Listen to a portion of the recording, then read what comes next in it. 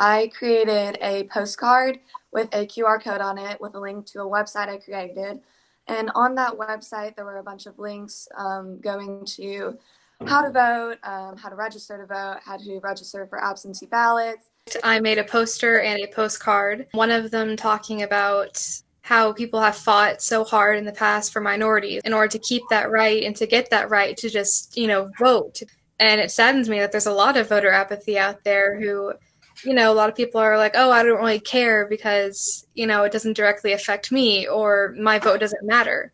And your vote always matters. This class really helps me feel like I have a voice and that I can actually contribute to the community and help my fellow community members learn how to exercise their right. And so whenever I go to the ballot box in the future, I will remember the hard work that our class did in order to have other people know about it.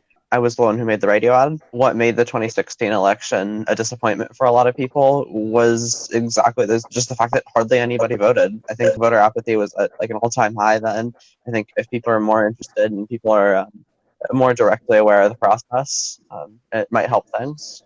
That's the one time you pretty much get to tell the government how you want your country to be ran, what you want, changes you would like.